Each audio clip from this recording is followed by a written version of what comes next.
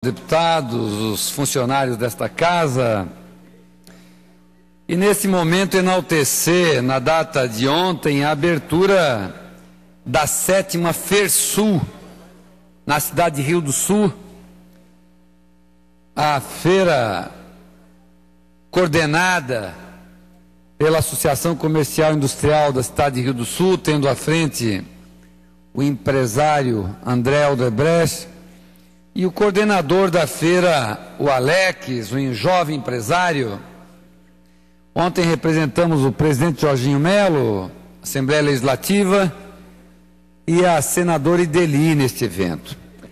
Essa 7ª FERSUL, para quem ainda não participou, é uma das maiores e melhores feiras do estado de Santa Catarina, que mostra claramente o perfil empreendedor do empresário do Alto Vale, mostra a capacidade de trabalho do povo do Alto Vale, inclusive tendo empresas de outros estados também participando dessa feira. Mas o processo organizacional da FERSUL, não apenas com um braço do setor metal mecânico e de outros segmentos, mas também com a participação do setor têxtil, vestuarista, com desfiles, demonstra claramente que o povo do Alto Vale da cidade de Rio do Sul não se curvam às crises, demonstrando a capacidade de crescimento da nossa cidade e, principalmente, mostrando que aquela região e a querida Rio do Sul, cidade que me adotou e me permitiu ser prefeito dela, é uma cidade prodigiosa. Portanto, parabenizamos todos os organizadores da FERSUL, convidamos a todos aqueles que ainda não participaram, a feira irá até o sábado, que participem, porque é uma feira que mostra o contexto econômico do Alto Vale. E quero também parabenizar a Prefeitura e o Prefeito pela parceria, o procedimento que tem adotado à frente desta brilhante feira, que ocorre no Centro de Eventos Hermann Purnag, o Centro de Eventos de Rio do Sul, que eu tive o prazer de, enquanto prefeito, fazer aquela brilhante obra Merizio, que ajuda a coordenar e desenvolver as ações daquela localidade. Ao mesmo tempo, quero dizer que, na abertura da FERSUL ontem, o presidente da FACISC fez um pronunciamento contestando a questão do salário mínimo regional. E nós aqui tivemos a grata satisfação de tirarmos uma foto emblemática aqui nesta casa, onde estávamos eu, o deputado Dirceu Dresch, o vice-presidente dessa casa, o deputado Merizio, e também o deputado César Souza, com o bottom dizendo que estamos juntos na defesa do salário mínimo regional. Nós entendemos a preocupação de alguns segmentos empresariais, mas o projeto de lei que está nessa casa em relação ao projeto do salário mínimo regional mostra nitidamente que o povo de Santa Catarina, o setor empresarial, tem como absorver esse salário mínimo regional.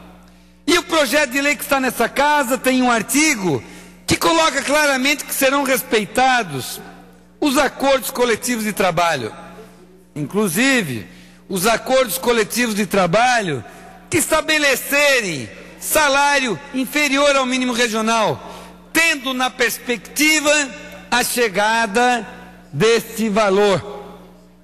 Então nós, aqui nesta casa, juntamente com os democratas, a quem parabenizamos, tomamos posição de bancada em apoio ao salário mínimo regional.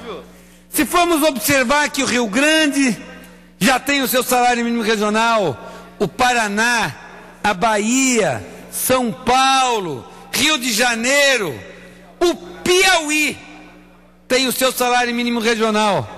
E nós, em Santa Catarina, não o temos. O governo tem deixado claramente de que chamou o setor empresarial para o debate. E esses não se fizeram presentes na hora de construir este projeto que veio aqui para casa. E nós entendemos que o salário mínimo regional é uma obra importante para o Estado de Santa Catarina, para contextualizar nesse debate. E cabe a esta casa, sim, aos deputados estaduais, discutirem esse tema quando dizem que não deveríamos. Porque se tivermos que contestar o salário mínimo regional, deveríamos também contestar o piso do salário mínimo nacional, o que não acontece.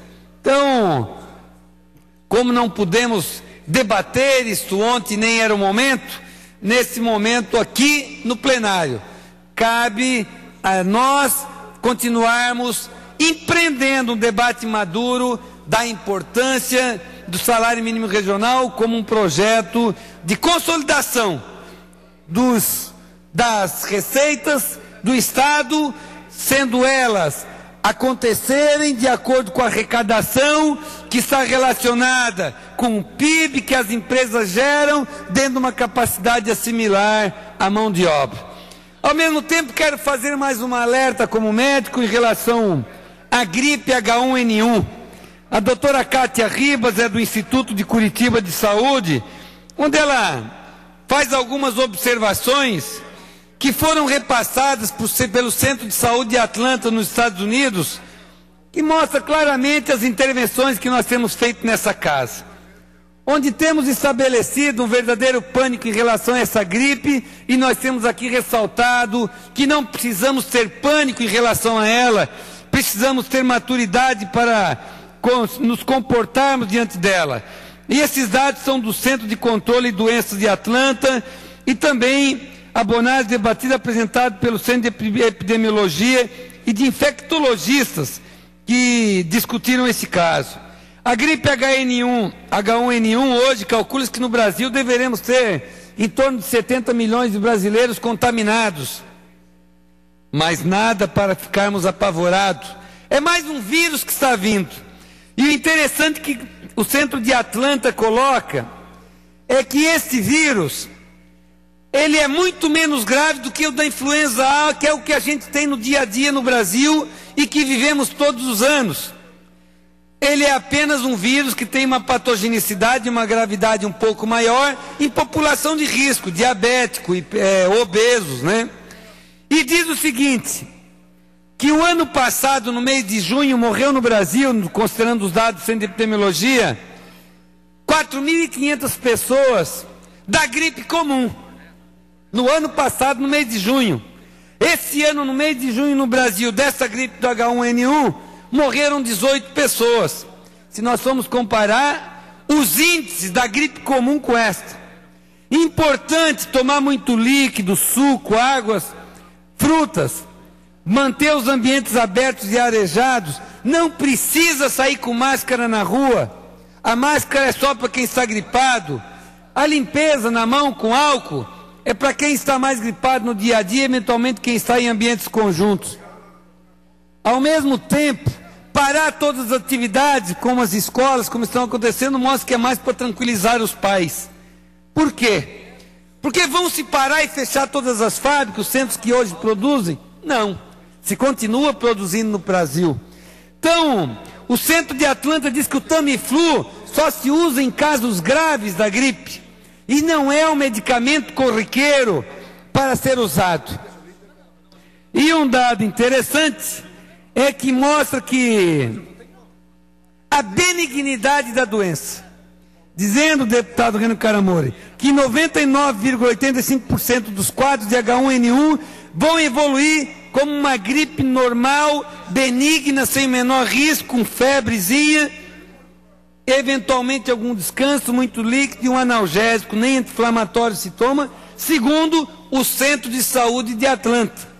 Então nós temos que ter a tranquilidade, estão sendo tomadas todas as medidas preventivas pela Secretaria de Saúde, as municipais e o Ministério da Saúde, mas isso mais uma vez demonstra que nós não precisamos entrar em pânico e vivermos o alarmismo que está ocorrendo em relação à gripe H1N1.